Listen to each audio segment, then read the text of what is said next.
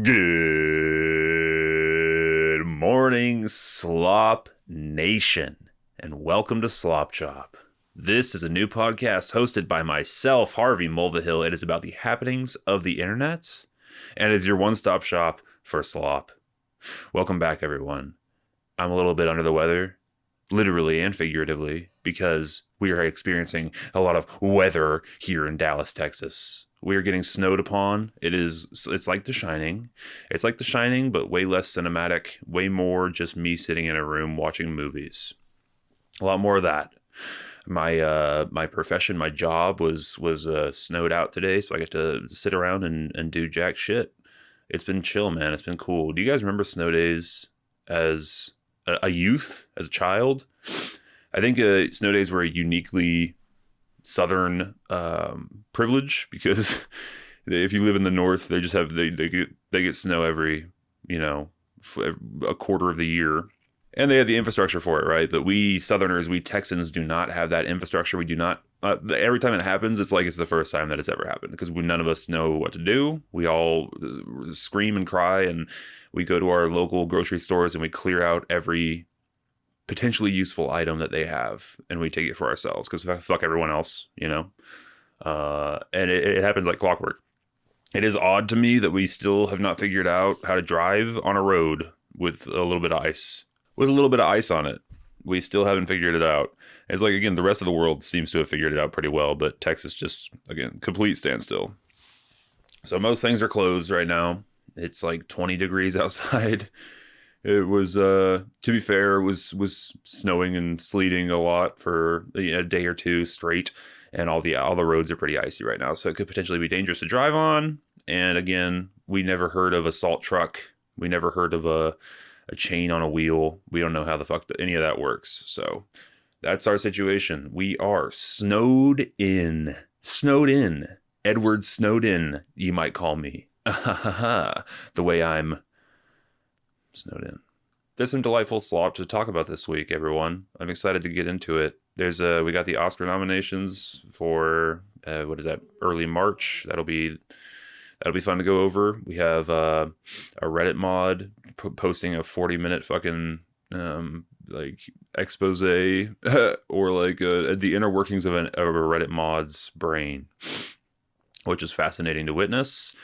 And a couple of other fun little pieces of slop for you here. So strap in, everyone. It's going to be a good time. Let's start with a little fluffery piece. Isn't all slop? Isn't this the entire podcast fluff? Yes. Okay. Fair enough. But this one is particularly nothing. Alex from Target is 28 years old. So if you're unfamiliar with this titan of industry, Alex from Target, in 2014, some lady was shopping and went through the checkout line and happened upon a good-looking child named Alex, and took a photo of this child and posted it online, and it blew the fuck up. This is like prime Ellen DeGeneres material, like just kind of drunk wine mom, sort of cutesy. I'm surprised there wasn't some sort of a puppy involved, right? That's kind of the vibe of this story.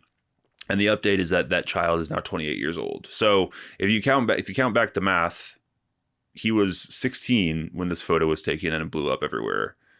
And he looks like Justin Bieber. He looks like a young Biebs, or like a young Leo or something. My brother, actually, we were watching something. We were watching a Titanic something or other, and he was like, "Do you think he's hot in that movie, Leo and Titanic?" And I was like, "He looks like an actual child." He looks like, your dreamboat sort of teeny bopper. He's like cute, but he's not hot. He's a kid, and so that's what Alex from Target was and always has been. It's just strange to me that it blew up. It's such a bizarre. The whole thing seems very millennial. The whole thing seems very millennial. This is not something that would have happened in the world of TikTok. It just doesn't seem like this sort of thing flies anymore. Not for any sort of moral reason. It's just that it's kind of out of fashion. This is the story of Alex from Target. This is the whole thing. There once was a twink. There once was a twink. And his name was Alex, and he worked at Target. That's literally it. There's nothing of substance here. It's kind of fun, every once in a while, things like this happen, where someone had their 15 minutes of fame way back in the day, and now they're living a normal life, completely severed from the slop from whence they came, and they'll post a photo, and it somehow gains some traction, and it's like, where are they now? Look, it's so-and-so from this thing, and here they are now. As the same thing happened recently with the Nesdy Classified kid, the homeless, strung-out, fentanyl addict guy. Hey, where are they now? He's injecting fentanyl straight intravenously under a bridge. That's interesting. Alex from Target, where is he now? He's 28 years old. He's 28 years old. That's it. He grew his hair out, and he's 28. That's really the update from Alex. He definitely probably doesn't still work at Target. He's experienced twink death. He just looks like a normal guy now. What is it you think about Alex from Target that captured the nation, captured the cultural consciousness for just a moment? But it was a moment, he probably had just as much traction as like the Costco guys, which is my go-to example for semi-recent sort of 15 minutes of fame individuals. The Costco guys probably had a longer run, but Alex from Target, he probably got some sort of a brand deal. He went on Ellen DeGeneres. He probably made some money, and again, he did not do the thing of having a moment and then transforming it into a career. He decided instead to fall back into normality. But imagine, dude, walking the halls of that middle school after you just blew the fuck up. As a king, dude. A king. Yeah, I always think about that. Or just you have one TikTok blow up, and then suddenly everyone in school is like taking photos of you and shit. It's got to be so strange. It's got to be so strange to be a child now. Perhaps Alex was like a litmus test or a canary in the coal mine for what was to come with the TikTok culture and kind of the vapid pursuit of the 15 minutes, and like how dedicated many would become to pursuing that goal. It's got to be sort of harming, and it cannot be good for a psyche of a child to be that clout pilled that you will do anything. And then if you come across it, if you fucking stumble across someone who has touched the golden pot of slop, if you find someone who still has slop dripping from their lips, is wiping the slop off their fucking mouth because they've just taken a big gulp.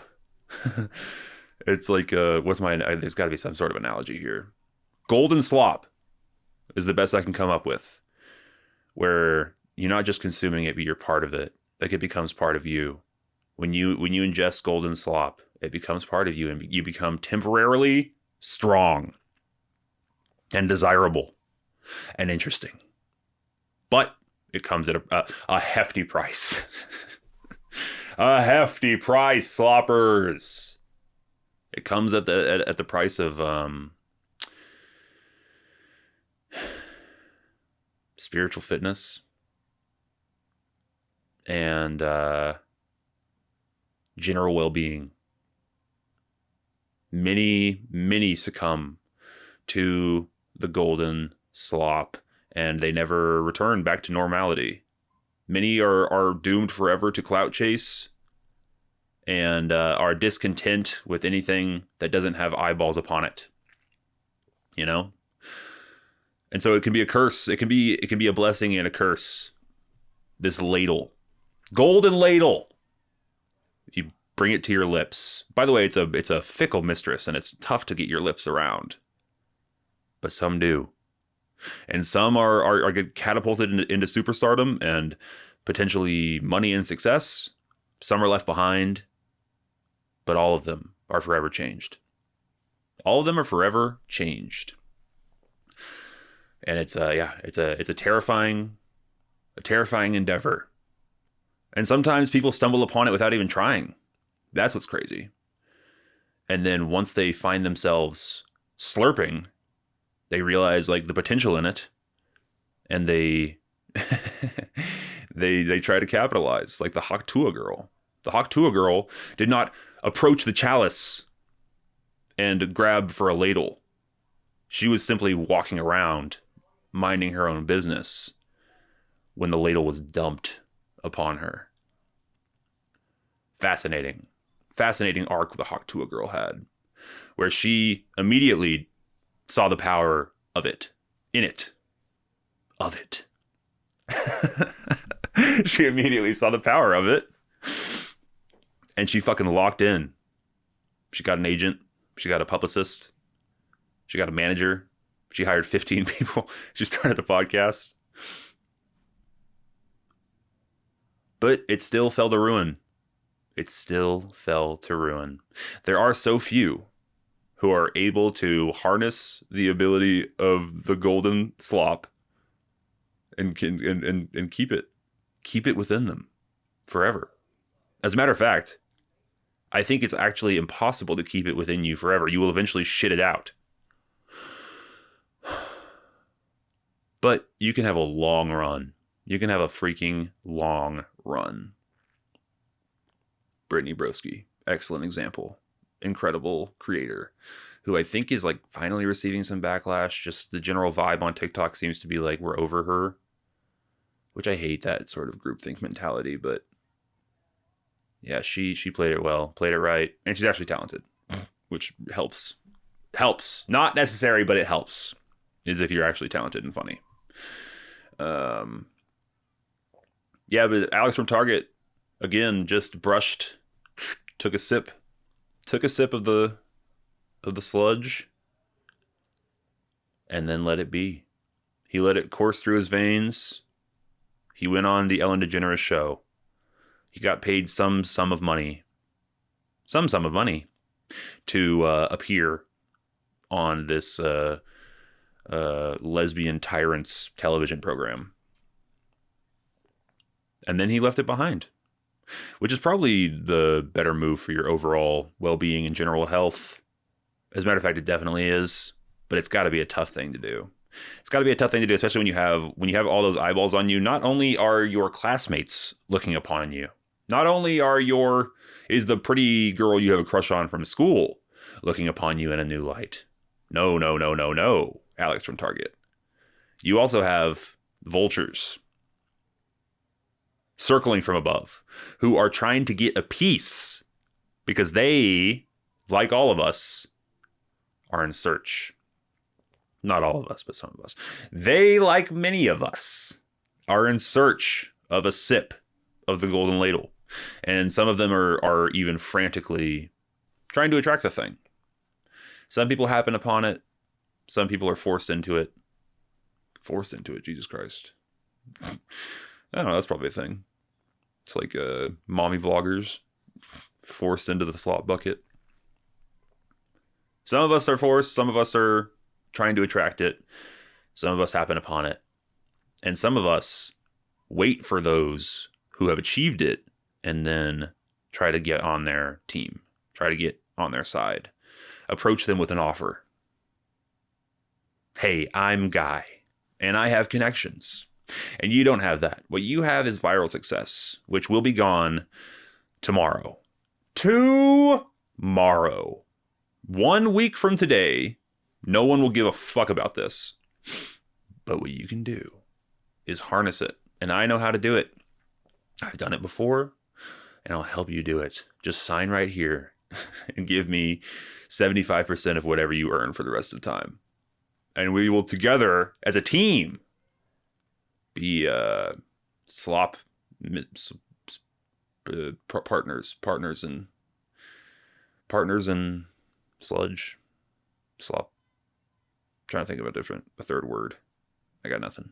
So, Anyway, that's the situation. God love you, Alex from Target. I hope you're doing well. Maybe eventually I'll have him on this podcast and he can discuss his time as Alex from Target, because now he's just Alex. Now he's just Alex with long hair, who's an adult 28-year-old man, and it's probably not on his dating profile, although that wouldn't be bad to like put the Alex from Target photo on Hinge. That wouldn't be bad. Come to think of it, he probably has that on his profile. You can't leave it behind forever. You can't leave it behind truly. It's a part of you. So in our metaphor, if you fucking slurp the thing, it never fully goes away. You can shit it out and like intentionally leave it, like the Flappy Bird guy, another of my rotating references. I have 3 references on this show. If you stick around long enough, you'll find out that I only have 3 kind of pools of information that I pull from. And one of them is the Flappy Bird guy, who I love dearly. I love his arc. This is probably right around the same time, 2014-ish, because I was in high school. Yeah. Oh, no, probably earlier than that then. Doesn't matter. But Flappy Bird guy just created this game in 10 minutes in coded this game, and then it became a gigantic, ridiculous, horrifically huge success. And he couldn't take it. He couldn't fucking take it. He could not deal with the publicity. He was a nerd and he couldn't stand it. So he just let it go. He's like, he took it off the App Store. So funny. It was actively making like millions of dollars. And he's like, I can't, I don't want to. That is shitting out the slop. Really impressive. A difficult move. It's like the Venom symbiote within you. Kind of like just like merging and kind of, on a cellular level conforming to you, and you just fucking shit. You shit it out. You just fuck you. You shit it. Forcefully remove it from your system. Extraordinarily difficult, a rare task. But that guy did it. That fat Asian nerd who created Flappy Bird. He did it, man. Very impressive stuff. So God love you, Alex from Target. Maybe we'll one day have you on this show to talk about your time in the limelight, in the slop light. The slop light. Hey, it's not a light week for slop, it's slop light. Is that anything? Is this anything? Is any of this anything? One must wonder. One must ponder. All right, God love you, Alex from Target. Let's talk about this Reddit mod. All right, I'm excited for this one. This is the big news online. Massive news in the world. This is the most important thing going on right now. This is from a Reddit mod named Stale2000, who is the previous lead moderator of r/livestream fails, who was recently removed from his position as moderator, and he posted this fucking 20-minute Joker-like expose video about his time, or the reason that he was removed, and it's called A Message to the CEO of Reddit from r/livestream fails former top mod. Let's give it a look, shall we? Hello, Spez, Mr. CEO of Reddit. All right, right off the bat. I love the tone. I love your background. Your Windows XP ass screensaver. I love your AI smoothing of your face. I love that this guy looks like he looks like a frog a little bit. He looks like what you would, if you pictured a Reddit mod, this is the guy that you would picture, right? He looks like a stereotype. It's like an anti-Reddit mod propaganda poster. Hello, Spez, Mr. CEO of Reddit. The tone is so funny. Mr. CEO of Reddit. I hope you have received this public video that I have created and sent to you via your email. Okay, hold on. Brother, how about a second take? You kind of stumbled out the gate. You can just start over, right? You don't have to. You just started. What is that fucking I hope you have received this public video that I have created and sent to you via your email. If not, I hope anybody who cares about the topic in this video can get this to him in any way that you can. This video is about a topic of deadly seriousness. And that is of Reddit moderation and the state of your platform. But first, some background. I'm Brian, or Stale2000, or Tarot Card.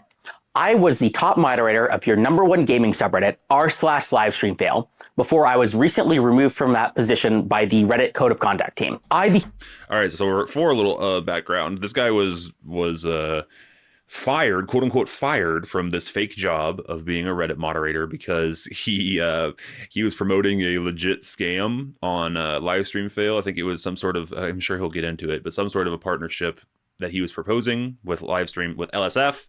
And the idea was like, you give us money, we'll make this event happen. And it was a massive scam. Everyone got fucked. So he was rightfully removed from his position. But the term fired is inaccurate because there was no money being exchanged in the first place. This was all for the love of the game. Because again, as everyone knows, Reddit moderators do this for free. They're fucking janitors. They are power hungry, niche internet micro celebrities. That's the term that I love dearly. It's so true. You have a little bit of power in this corner of the internet that you've caved out, and it means the world to you, right? It means the world that you're a Reddit mod and you can make decisions and you can ban people and you can choose which posts to get through. You're the gatekeeper for something that is just the least meaningful, least fulfilling endeavor on the internet. Reddit. Became a Reddit moderator for one reason, and that is because I think that Reddit communities and correspondingly its moderators have massive power and influence, and for some reason nobody seems to notice, care, or take this seriously. All right, so again, the criticism that you're constantly being thrown, you and your ilk, is that you guys are like power hungry and all you care about is having the last say in a thing. And the reason you're doing this is because it gives you some semblance of control in your life. You don't have any control in your real life, so you demand it of the faceless internet users that you reside over, right? And that's like the criticism. And here you are opening your video by saying that 100% of that is true. That Reddit mods have power and that you're like, the reason that you're doing it is because you want to feel powerful. Interesting take. Least of all, its moderators or the company.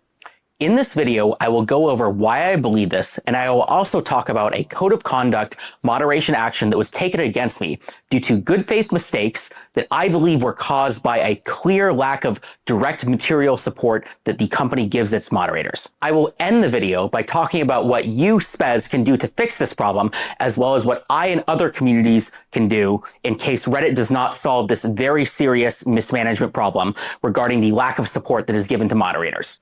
All right, couple things. All right, couple things.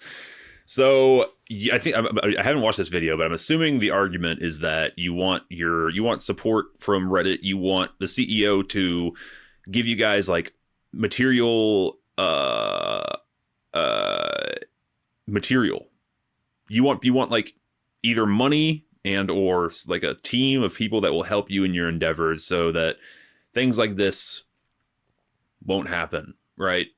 The issue with your argument is that no one gives a fuck and you are currently doing it for free. So therefore, why would we pay you? Right?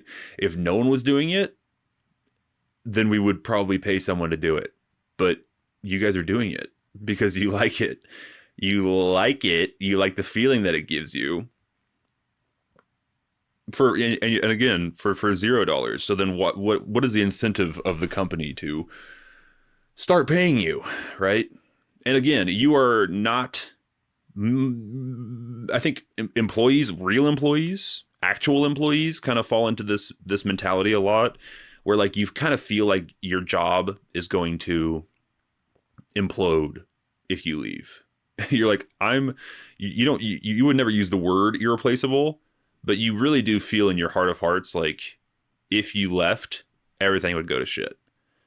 And then you do leave and they replace you immediately and nothing changes. Nothing happens.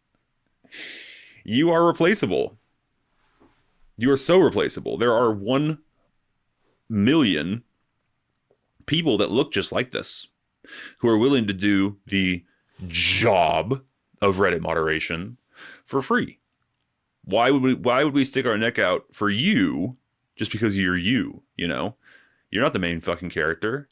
You're one of thousands of balding white chubby men and in their 30s who again have no semblance of power and control in their life and need it and demand it in their endeavors and will find this eventually, right? There's more being born every day. Once you guys age out of it and realize that it's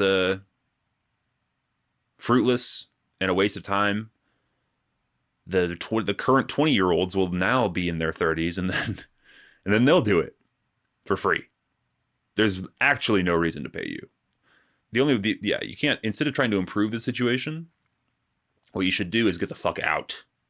Get the fuck out. Realize that Reddit is a cesspool. Stop spending your time there. Realize that the power, as you call it, that you have is literally meaningless. Absolutely meaningless. And that online connections will never sort of fill the hole. Faceless, anonymous online connection is not a good enough substitute for the real deal. With that, let's continue.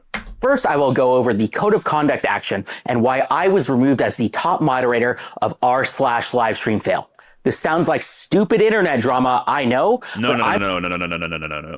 On the contrary, my friend, this sounds very important. This sounds like the most pressing issue currently in our time. Please continue. I'm going to talk about how this is a very clear example about how Reddit's mistakes causes very serious problems to Reddit's community and the company as a whole. Here's what happened. There was an announcement related to a live stream related game show called $1 Million Fan. Just a good, I know that you wrote this out and this is a script and just as a general, just generally speaking, I wouldn't use the same word twice in a row, right back to back. Let's run that back. There was an announcement related to a live stream related game show called $1 Million Fan. It was basically a game show like Survivor or Big Brother where fans of a streamer compete in different challenges with an influencer or a streamer for various prizes. The kicker here is that there was a grand prize of $20 million, supposedly. This was supposedly going to be aired on Amazon Prime, and it was also confirmed to be including a couple of mid-sized and large streamers like Alexandra and Andrea Botez, Extra Emily, Canute, and a few others. $20 million is an absurd amount of money for anything like this. That is completely absurd. That's more than Mr. Beast gives out. If you are thinking that you just found, if it sounds too good to be true, it is. The old adage, if it sounds like it's a scam, it is. It's not like that it might be. It is. $20 million is fucking ridiculous, dude. $20 million? Even like Who Wants to Be a Million, all those game shows don't get anywhere close to that. I don't know what Beast Games is giving out, but it ain't 20 million. It's absurd. 20 fucking million for your live stream fails. Ridiculous. Additionally, the opportunity was supposedly brought to these streamers by a company called Mythic Talent, which is a well-respected streamer agency that represents hundreds of live streamers. I heard about the game show a few hours after it got announced by a couple major live streamers. It sounded like the perfect type of content for a live stream fail. I mean, reality TV, game show, live streaming, gaming, that's perfect for LSF, which is about fun, crazy content about kind of live streaming gamers. So when I heard about this, I was very excited. I immediately reached out to the organizers to see if we could set up some sort of a collaboration. This collaboration would just be to get cool content on the subreddit. No, financial incentives, no moderators being paid, basically none of anything like that, just fun, cool stuff for the community in the subreddit. So I reached out to the organizers, and to my surprise, they immediately understood what LSF was, what power it had, and they even agreed to the stretch goal of like the cool competition to have in the actual show. There's that word power again. What power it had. I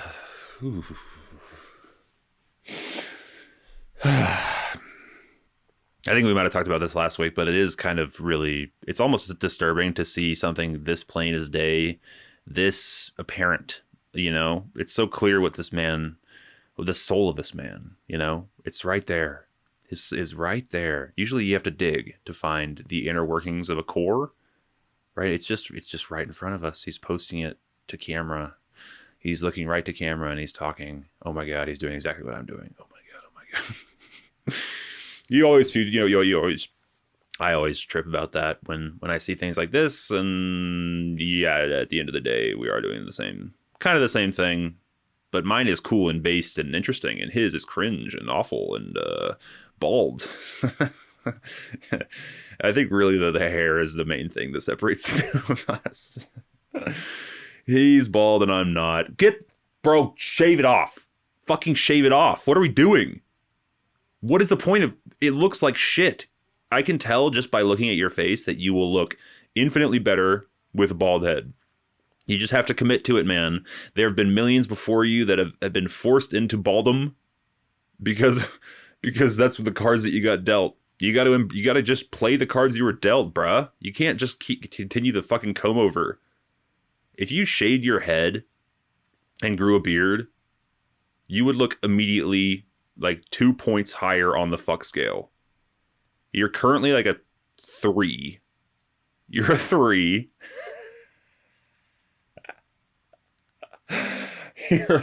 You're a solid 3, and you could get up to a 5. That's like average, bro. With just hair changes, you don't have to even go to the gym or reduce your screen time, decrease the Mountain Dew and gooning. You don't have to do any structural life changes. All you have to do is shave your fucking head and don't grow a goatee. Do not grow a goatee or like a soul patch or some shit. That will take you down. You will jump to a 2. You actually decrease a point. But if you play it well and you grow a beard, a couple great things about the beard. People will, upon looking upon you, sir, people will know right away where your chin starts, which is huge. Huge.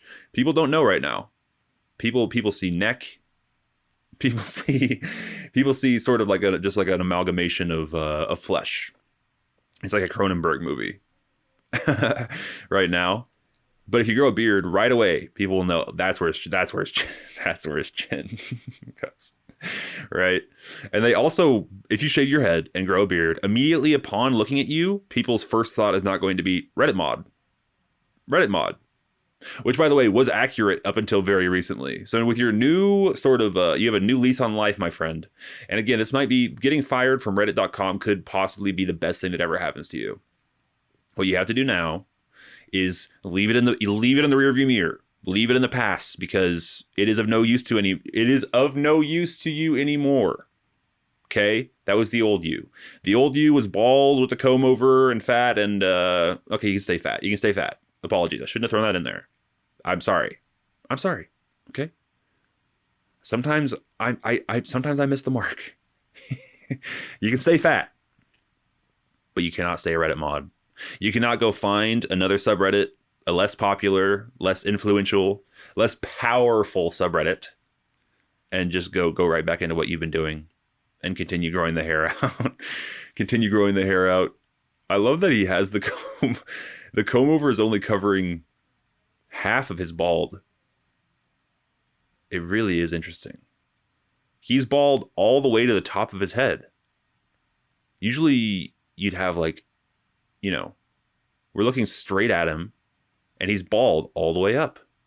All the way up. You got to get rid of it. Holy fucking shit. It's insane. What was your point here? Something about, power, right? Yeah. So yeah, you do not fall into the trap of resting on your laurels, continuing to grow out your hair, and going back into Reddit moderation. We've been there. We know where it leads. It leads to nowhere. It leads to a void within you, a void in your personal life. And you cannot fill the hole with Reddit. Reddit will never be good enough. Okay? But you know what, buddy? You are good enough. You're good enough. And just because some fucking live stream fail subreddit, just because they don't want you, doesn't mean no one wants you. It just means that Reddit is horrible. And you've been sort of blackpilled into hating the website from whence you were born, from whence you came, by you were forsaken. You were forsaken by Reddit. But it could be the best thing that ever happens to you. It could. You could look back on this and say, holy shit, I'm so happy that I was fired from Reddit. Fired from Reddit. Just, you got to shave the head. Shave the head. Continue. You have 1,000 subscribers on YouTube. You can just keep posting like online stuff. Definitely, maybe a second take. Don't just go with the first take of the thing. If you stumble over your words, cut it out. I do it all the time. As a matter of fact, you'd be surprised at how often I do that because of how often I keep the shit in there that I stumble over. I cut out a lot of pauses and fuck ups. You can do it too. And I know you have excellent editing software, because how else would you get this background? My goodness. And this purple glow about you. It's really something. All right, let's continue. From my perspective, this felt like one of the coolest things that a subreddit has ever done. I mean, being in a freaking reality TV show in a topic that's directly related to the subreddit, how awesome. And then, maybe I could leverage this to get even more opportunities, either for our subreddit or for other subreddits across the entire platform. That's how I felt, at least. And that's clearly not how it worked out. After they agreed to kind of a couple of these kind of requests that I had in my stretch goal, they immediately started. Excuse me? Agreed to kind of a couple of these kind of requests that I had in my stretch goal. They immediately started moving very quickly. Stretch goal? Second take. Do it again. What the fuck even is that? I had in my stretch goal. After they agreed to kind of a couple of these kind of requests that I had in my stretch goal. What the fuck is that word, bro? Do it again. Try it again. Shave your head. Get off Reddit. Change your life. You got to get out. I'm peaking my audio because fucking dude. I'm gonna have to. I just see my recorder's just fucking red. They immediately started moving very quickly. We wrote up an announcement and they wanted this out within like 24 hours. Uh-oh. So we quickly worked to make an announcement together, and I posted it the next day. When I posted it, everybody in the comment section immediately yelled, scam, scam, scam, scam, scam.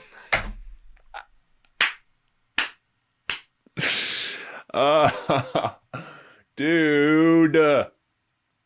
So this is the problem of not having anyone in your life. If you have no friends, you can't fucking bounce stuff off of them. But you should have online friends. You should have a Discord that you can put this in and be like, hey, is this something cool? Is this cool? Then your online friends will tell you, no, dum-dum. Did you say $20 million? Did you mean 20,000? Because even that would be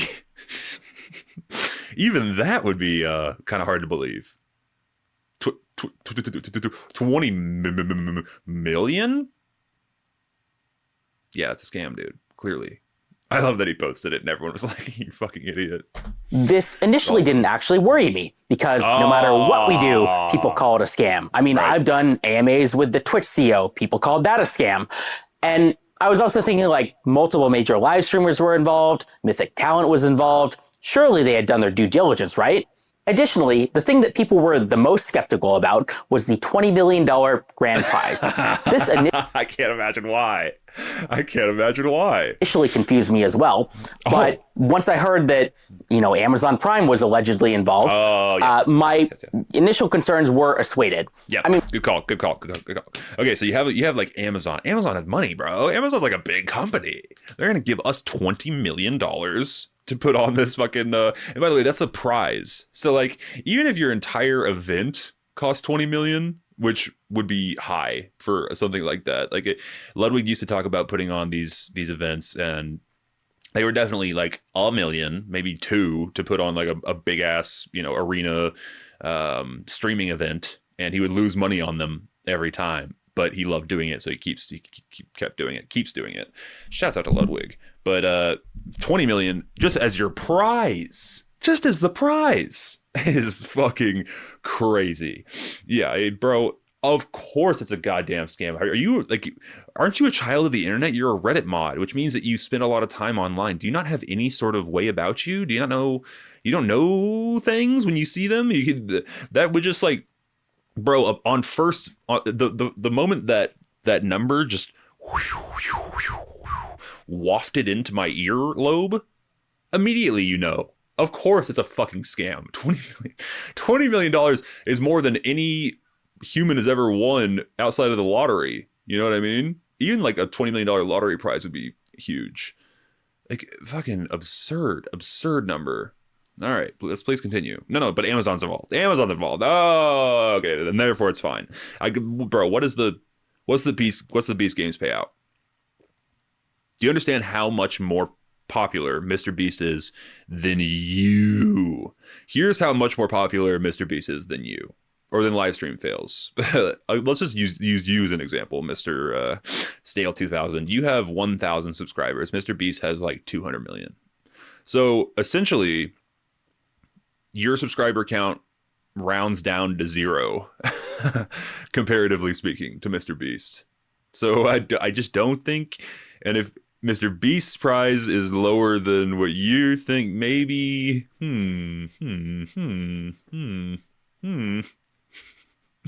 Bro, if it seems too good to be true, it is. A tough lesson, but, one you have to learn, I guess. I mean, think about it. Amazon Prime has spent lots of money on tons of shows, and, I didn't necessarily think that the show was worth $20 million, but, that doesn't mean that Amazon Prime wouldn't fund it. And, No, it does. That's exactly what it means.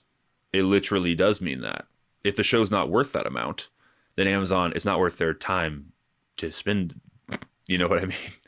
The person who greenlights that show will be promptly fired from their real job, much like you were fired from your fake one.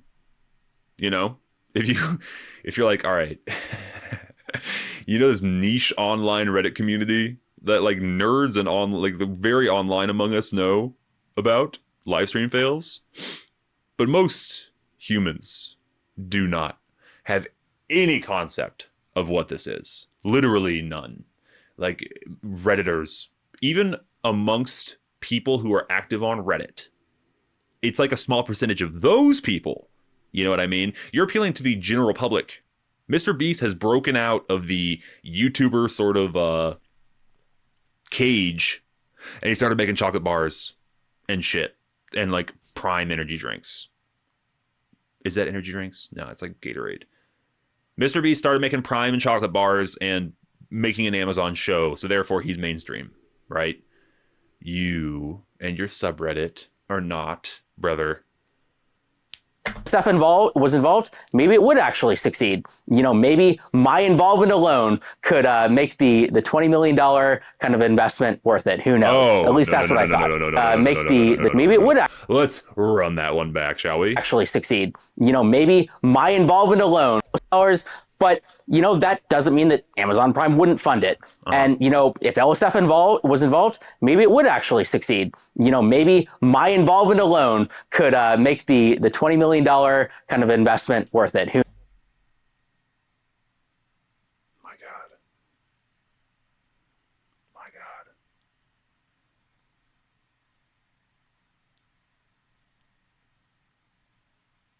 It literally is. He like is ego. he is ego. I've never seen a sort of embodiment, like a physical manifestation of a concept like that. It's honestly a little stomach churning. All right, man. Maybe we'll continue with this video. We're fucking 5 minutes into this video. All right, we'll keep. Who knows? At least that's what I thought. Now here comes the next part of the story, when things get a little crazy. The next day, a major live streamer who was involved in the show, Extra Emily, said on her stream that she kind of saw all of these comments about people calling it a scam, and they even saw that, you know, LSF was involved, and this was apparently unacceptable to her, so much so that she was considering kind of dropping out of the show or kind of looking into seeing if kind of the whole thing was a scam or not. After seeing this, I brought the concerns to the organizers, and the organizers told me that they were currently in talks with the agents to resolve this, and they told me in no uncertain terms that the show was not canceled and was still going on. So me being somebody who didn't really have a lot of, you know, information into the situation, and me, you're the guy though. You're the fucking guy that's bringing the thing to the table. So you should have the information. You should have like some sort of pool of information, because you're the person who's bringing the information to everyone else, right? Why would you just bring something to your community without any sort of understanding of what the thing is? You know, like if you can't blame the organizers for not cluing you in. You need to clue yourself in before approaching your community with this fucking scam, right? Right? You mean to tell me that the scammers are not forthcoming with the information about the event? Oh, man. Well, okay. Then you're good. No worries. You're fine. Continue having your meaningless sort of unpaid slave indentured servitude fucking Reddit position. Please continue having it, because we love having you, my balding friend. It's closer to bald than balding. Yeah, we love having you, dude. So, you know, no worries, no hard feelings. You didn't do any research at all. You approached this scammer with an idea, or they approached, and now you brought it to us, and it wasn't your fault, man. It's all good. Like, you know, trusting these high-powered agents who represent these multi-million-dollar kind of celebrities, I trusted that they would kind of get to the bottom of this and kind of resolve these concerns quickly. During this time period, I saw and deleted a lot of unsubstantiated claims about the show and the mod team. There were accusations that I knew to be untrue, such that, you know, the mod team had accepted bribes or, you know, had some sort of financial involvement with the show. The best thing to do as a moderator is rule with an iron fist and delete everything negative ever said about you. That really goes over well every time, I think. Every time that's happened in any sort of online forum, as soon as someone just starts deleting everything negative about a situation, it really just smooths the whole thing over. Makes it all go away. It works every time. Yeah, no, good call on this, man. Well done. Yeah. I don't. Yeah. Fuck you. I got nothing. I'm exhausted with this man. He needs a structural sort of transformation, and I don't think I'm going to see it by the end of this video. You know. So I think I'm going to pull the plug early. We are about halfway through. We're about at the third of the way through, and I've taken all that I can. I have stomached enough of you, my friend. I've given you my advice. You can change your life, which is, you know, this is an exciting place to be for you. You can truly change your circumstance right now, but it's going to take actually changing. You know, you can't just hope and think about changing. You have to actually do it. It's a tough thing, but you got to actually do it. Nothing's going to change unless you change. Okay. So you got to get the fuck off of reddit.com. You've already signed, you've already applied to be a moderator of another smaller subreddit that also does gaming clips from live streamers. Oh, no, no, no, no, no. You haven't shaved your head. Oh, no, you didn't shave your head. You're not doing, you're not doing second takes of the videos that you post. You haven't changed at all. Oh, well. Well, best of luck with this continuing this path that you've chosen, my friend. And Godspeed. Moving right along, shall we? Sloppers, moving right along. I want to talk about a kind of a bummer topic. Got a little bummer topic here for you. We killed our dog this week. We had to put our dog down. As our old family dog Nyla had to put her down. It was a bummer. We all got to do it together, which was sweet. But it's, there's nothing worse. It's the fucking worst thing ever. The putting a dog down. It's brutal. And, it's also everything, Louis has a bit about this, but it is weird that that's what you're signing up for when you purchase an animal. You're like, this is going to suck eventually. You're going to have to fucking go through this brutal, horrific process. Eventually, you're just buying time with the animal. Which, of course, is worth it.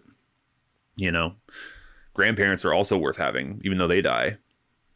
But it is sad. And it's something that you don't really consider when you're in the acquisition phase of buying a pet.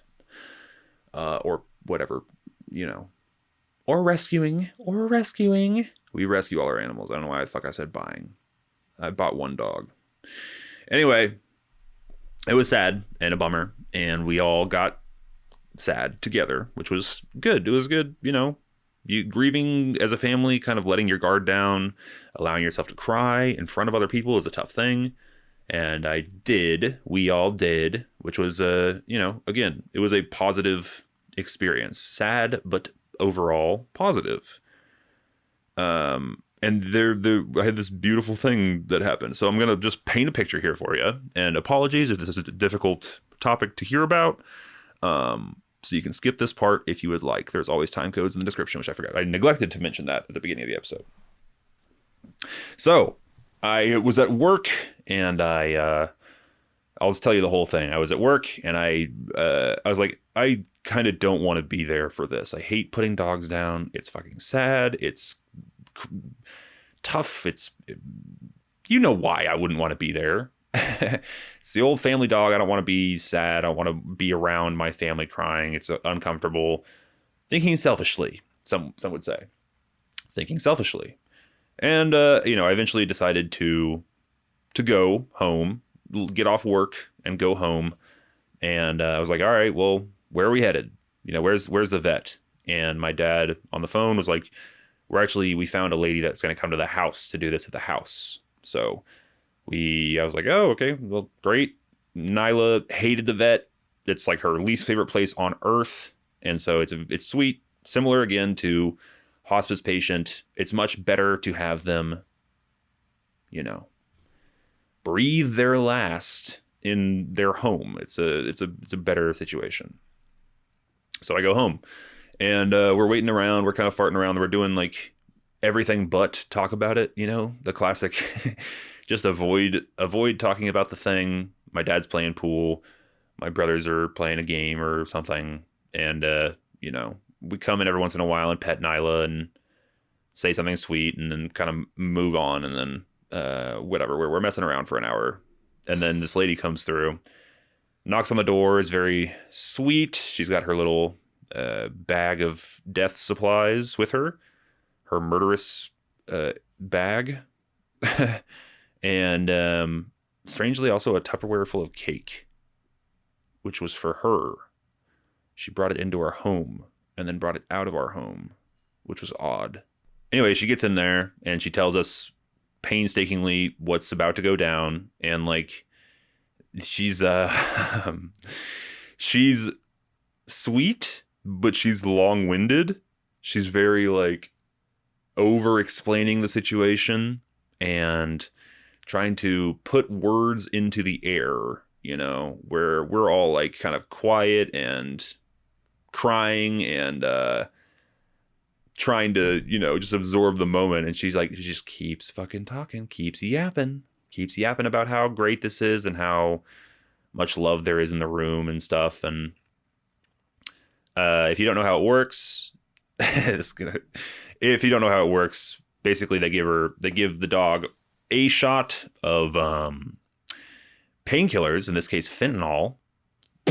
So Nyla was like a straight up fentanyl addict right before she died, which is cool. You want to try it once at least.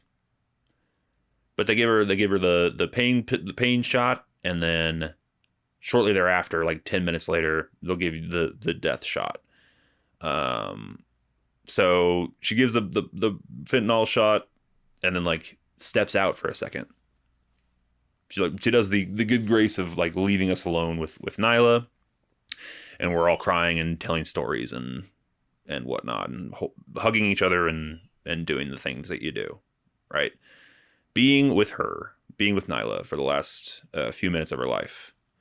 And then she comes back in and like is like checking her. She's still pretty active, I think. So she gives her another pain shot. And then she like shuts the fuck up for a second and sits down in a chair and is just watching her. Like watching how she's reacting to us petting her and whatnot. And I think the idea there was she needs to be a certain level of sedated for this to go down, because you don't want the dog freaking out, or else that's like that's a horrifying nightmare, right? So she shuts the fuck up for a second, and then we get to be like, she's in the room with us while we're crying and telling stories and hugging and stuff. Quietly, she's there. And I'm like, in my head, I make a mental note. I'm like, this is what I want the whole time. I want you to just shut the fuck up. Just shut the fuck up. So anyway, she does the thing. She injects the death stuff. Very smooth, no reaction from Nyla or whatever. She just stops breathing, and we put her in a garbage bag, and she's currently in my freezer. Oh boy. Yeah, so we have a thing where we bury all of our dogs at our ranch, and we're not going to the ranch for a while. So you got a fucking freezer, dude. You got a freezer. She's in there right now. Right now, she's a dog popsicle in my freezer right now. But that's not the point of the story. The point of the story is this. It was a beautiful moment between all of us. The point of the story is I am a harsh, critical asshole. Was about to say the C word, the forbidden YouTube C word. And I tend to critique everyone and everything in my brain immediately. So, I hated this fucking lady. I thought she was so annoying. I thought she'd never shut the fuck up. And I was not going to say anything about it. I was not going to, because I don't want to ruin the moment. Whatever. Maybe my family thought she was sweet or whatever. Okay. So then Nyla's in the freezer. She's left. We're all just in the kitchen, kind of wiping tears and hugging. And then I think my dad goes like, I thought the lady was okay. And then my mom goes, did anyone else think she was really annoying? I was like, yes. I was not going to be the one, but thank God I'm not the only one who felt this. And then we just roasted this lady for like 5 to 10 minutes. And we hit every critique that I just hit of like, this is what she should have done. She should have come in, like told us what was going to happen, shut the fuck up. Like she should never stop talking. We're like, this part that she did was really good, and this part, like, we were tearing her apart. We were leaving her like a fucking Yelp review after murdering our dog. It was awesome. It was such a beautiful, wholesome, shitting on another individual moment of the family united and shitting upon a person who just did, this is how we got through it. It's just like kind of talking shit. It was awesome, man. I loved it. And again, I'm just was so happy that it wasn't just me feeling that way and that we all got to share together. That was like the most touching part of the whole thing. Was that like everyone, by the way, it was not just my mom and my dad, like everyone in the room had the exact same opinion. Everyone, and we just weren't saying it. And then finally someone broke the ice and said it out loud. And it was like, yes. So the lady was fine. I don't know. What a strange job. Go around murdering dogs. It's like the worst part of being a vet, but that's literally all you do. You know, you chose the worst, most heinous part of the job and made that your whole job. Very strange. Sweet lady, but annoying. Sweet, but annoying. And, yeah, she's making good money, though. I mean, it cost a fucking pretty penny to get her over there to murder our dog. So anyway, shout out to that lady. I would not recommend her, but she was fine. And shout out to Nyla, man. We miss you. We love you. Thank you for the years of love, and you did your job very well. Your job was to provide happiness and beauty and gratitude in our lives, and you did that swimmingly. Man, you did really well. So shouts out to you, my sweet pup. Our sweet pup, I should say. And moving right along from that depressing topic, slopic, not much of a slopic, more of a topic. Thank you guys for bearing with me there. I appreciate you. Let's move on to the Oscar nominations. Aha. We have Oscar nominations, everyone. If you are, or if you don't know, I think the Oscar, what the fuck? I should probably goddamn motherfucking Google this. Oscars date. So the Oscars are March 15th. I think it's always like the second Sunday of the something. It's always on a thing. It's always on a day, you know? You know them Oscars. They're always on a day. So we're going to go over the nominations now. And I will tell you in each category who I would like to win and who I think will win. Let's start right at the top. We're on the Academy website, the 98th Academy Awards website here. I should probably just screen record this puppy so we can fucking, so you guys can have a visual reference. All right. Actor in a leading role, Timothée Chalamet, Leo DiCaprio, Ethan Hawke, Michael B. Jordan, and Wagner Moura. Wagner Moura is the oddball. He's in a movie called The Secret Agent. I have not seen it. I heard it's great. I fucking love Timothée Chalamet, and I want him to win, and he also will win, in my opinion. I think that this is his year.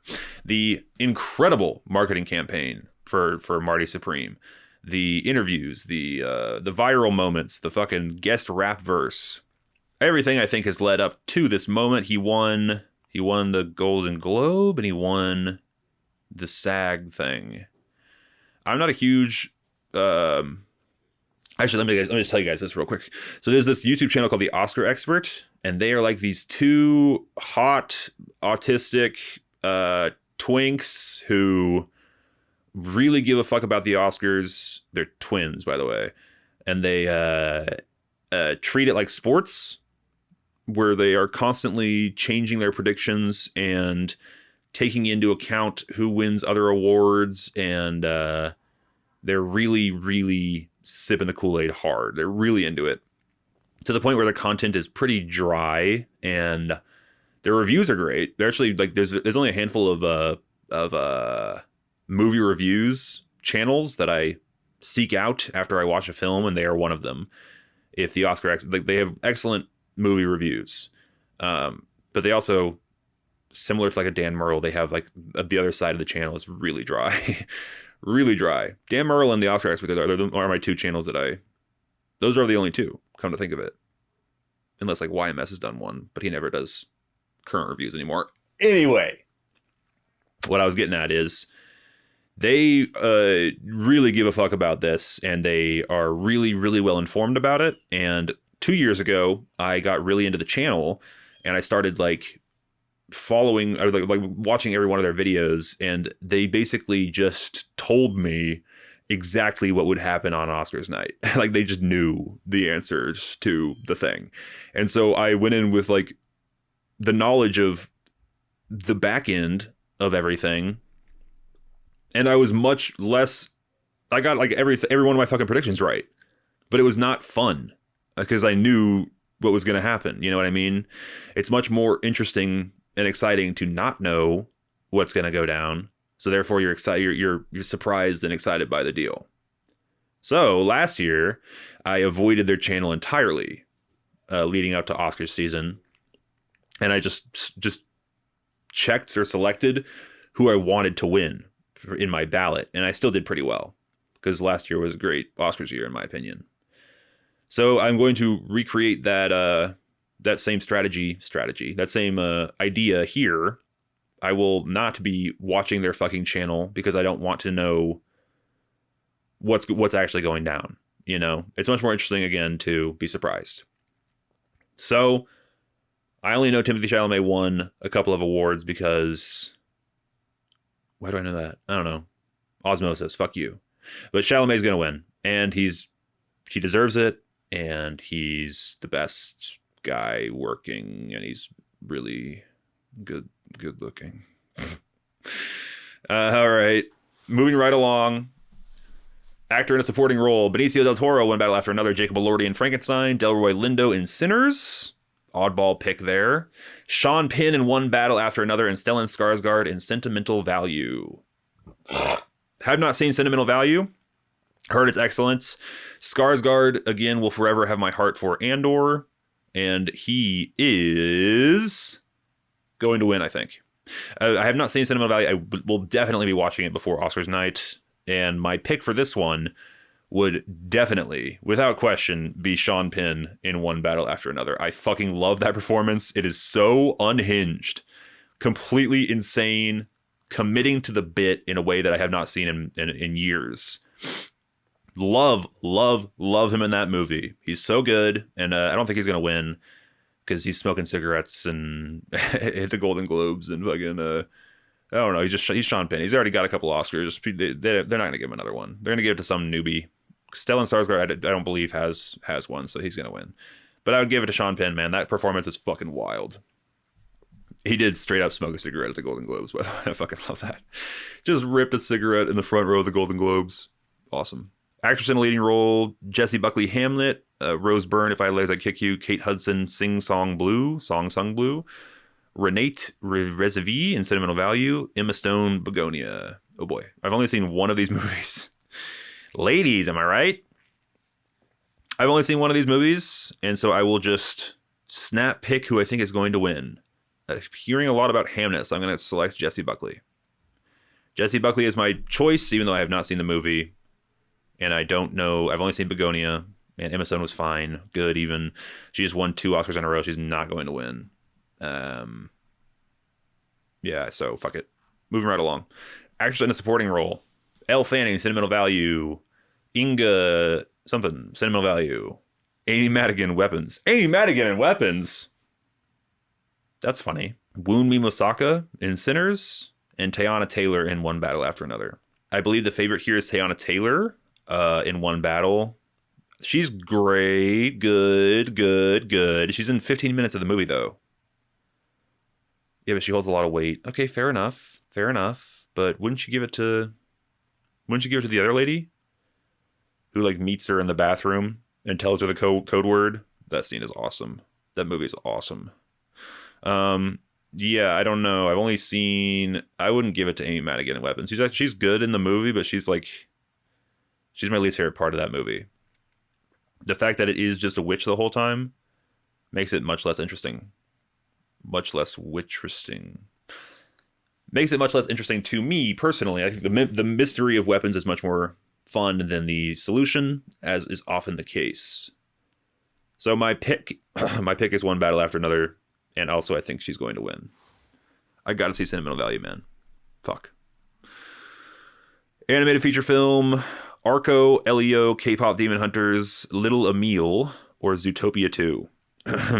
I have seen none of these movies. K-pop's gonna win. Animated short film, don't give a fuck. Casting: Hamnet, Marty Supreme, One Battle, Secret Agent, or Sinners. Casting: Marty Supreme, bro. 1,000%. Yeah. My pick would be Marty Supreme because that movie is cast incredibly. You have like your A-list talent mixing in with real life looking New Yorkers who I mean, that's like the kind of the beauty. It's what the Safdies do so well is that mix of realism and fantasy or Hollywood and realism. So for sure, it's fucking Marty Supreme, bruh. One Battle After Another is cast well, I guess. Yeah, I don't know. It's cast well, but it's got to be one. It's got to be Marty Supreme. Cinematography: Frankenstein, Marty Supreme, One Battle, Sinners, or Train Dreams. I've heard Train Dreams is the best looking movie of the year. I have not seen it. Sinners is stunningly shot. One Battle is also stunning. Oh, it's got to be One Battle. Fuck you. Got to be One Battle. One Battle After Another just for that third act. Are we shitting me? Are we shitting me with that third act, dude? Unbelievable. The roller coaster fucking road sequence. It's been said before, but I've never seen anything like that. I've never seen a highway shot that way. And it's so beautiful and exciting, intense, and thematic for the movie. The fact that he's always one step behind his daughter. He can never quite see her. He sees her for a second and then she's gone. Like, it makes sense thematically. And it's just a hell of a good time. It is One Battle After Another for cinematography. Although I think Train Dreams is probably going to win because everyone keeps talking about how well that movie's shot. Costume design: Avatar 3, Frankenstein, Hamnet, Marty Supreme, and Sinners. Who's going to win? Costumes. Sinners? Because it's period accurate. Marty Supreme, meh. I don't know. Hamnet's gonna win because it's Hamnet. I haven't seen Hamnet, but it's gonna win because it's Shakespeare. Yeah, that's gonna win. Directing: we already fucking know who's winning this puppy. Hamnet, Chloe Zhao, Josh Safdie from Marty Supreme. PTA for One Battle is my pick and your winner. Sentimental value: Josham Trier, and Sinners: Ryan Coogler. Josham Trier for sentimental value. He did, or they did Worst Person in the World, which is excellent. I still haven't seen sentimental value though. Yeah, it's PTA, bro. PTA One Battle. This is his year. It's happening. 1000%. They're finally giving him one. He's never won an Oscar. Yeah, he's never won an Oscar. So they're giving him one for sure. Documentary feature: I don't know none of these shits. Snap thing. What sounds like it's gonna win? Why, of course, it's The Perfect Neighbor, because that's the one that I've heard of. It's The Perfect Neighbor. Documentary short: don't give a fuck. Editing: F1. Ew. Marty Supreme. That's a well-edited movie. One Battle. Sure. Sentimental value. Haven't seen.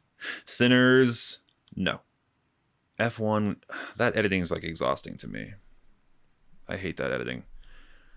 It's probably going to win because it's the most editing. And the Oscars, the editing Oscars, if it's visible, if you can see the edit happen in real time, then people fucking nut over it. So it's probably going to win. Fucking hell. Marty Supreme's my pick. F1's going to win. International feature: Brazil. Okay, hold on. Secret Agent: It Was Just an Accident. Sentimental value: Sarat, or The Voice of Henry Job. Literally, all 5 of these are on my watch list. I have not seen any of them. My pick for what's going to win is The Secret Agent because it's nominated for Best Picture, I think. And if that's your rule of thumb, if an international feature is also nominated for Best Picture, it's winning international feature. Live action short film: don't give a fuck. Makeup and hairstyling: Frankenstein, Cuckoo? I got nothing. I have no idea what that is. Sinners, Smashing Machine, or The Ugly Stepsister. The Smashing Machine got one. That makes sense because they make Dwayne Johnson look like that guy. I didn't like the Frankenstein makeup. Sure. Smashing Machine. Fuck it. Smashing Machine. Music, original score: Begonia, Frankenstein, Hamnet, One Battle, and Sinners. No Marty Supreme. What the fuck? Marty Supreme's score is amazing. I guess One Battle, even though I thought the score was kind of ear grating, especially during that long ass like 30-minute chase scene. Fucking hell. That little it's a little much, guys. Come on, let's switch it up a little bit. But yeah, it's one battle. Johnny Greenwood is finally bringing one home. He might have already won an Oscar, but fuck it. All right, music original song, a bunch of bullshit I don't know. K-pop's gonna win. Golden. Best picture, here we freaking go. Why is best picture before production design? Weird. We're gonna end with best picture. Production design, Frankenstein, Hamnet, Marty Supreme, One Battle, and Sinners. Marty Supreme. Yeah, all that New York goodness. Marty Supreme is my pick. What's gonna win? One Battle. One Battle's gonna win a ton of shit, in my opinion. Sound, F1, Frankenstein, One Battle, Sinners, and Seurat. I've heard Seurat is unfucking believable. I cannot wait to see it. It's like an EDM scored desert nightmare film. Looks great. One Battle, I guess, again. Yeah, One Battle's gonna win. Fuck it. Visual effects, Avatar 3, F1, Jurassic World, Lost Bus, and Sinners. Avatar 3 is gonna win. Writing, Begonia, Frankenstein, Hamnet, One Battle, and Train Dreams. I love the writing in Begonia. Yeah, Begonia. Begonia was my pick. One Battle's gonna win. Writing, original screenplay, Blue Moon, It Was Just an Accident, Marty Supreme, Sentimental Value, and Sinners. Sentimental Value is gonna win because it's gonna win. That's just my opinion. Fuck you, it's my opinion. Best picture, everyone. Begonia, F1. Blah. Blah. Blah. Begonia, F1. Frankenstein, Hamnet, Marty Supreme, One Battle After Another, The Secret Agent, Sentimental Value, Sinners, and Train Dreams. Nice. Good list except for F1. Fuck you, F1. That's really, really gross. Really, really, really gross. Nick, who's been on this podcast twice, loves that movie. He's very wrong about it. His opinion is dog shit. And he should be ashamed of it, you know? Yeah, go fucking really astonishingly stomach churning to see it on this list. What is my pick and what's going to win? My pick of the things that I've seen is Marty Supreme. No, it's One Battle. It's One Battle After Another, and that's also the movie that's going to win. My pick and the movie that's going to win is One Battle After Another. Paul Thomas Anderson is going to win his Oscar. We're going to see Leo DiCaprio on stage. He's going to talk about the fucking environment. It's happening, baby. It's happening. All right, gentlemen, ladies and gentlemen, that was the Oscars for 2026. Your, what do you call it? Nominations. Those are your nominations, everyone. So I will obviously be reporting back after the Oscars and seeing what happens. And I love the Oscars. It's my Super Bowl, okay? Hey guys, it's my Super Bowl. All right, so let's get on board. Let's fucking get on board. And if you are a fan of this type of thing like I am, then God love you. And even if you aren't, then fucking God love you anyway. Thank you guys for listening. Sorry about the depressing dog murder stuff. Thank you for maintaining your listenership. Or if you're new, thanks for sticking around to the end, man. I hope you join us next week when we talk about more slop. Yep, that's all I have. Thank you guys very much. I appreciate you. I'll see you in 7 days' time. Goodbye.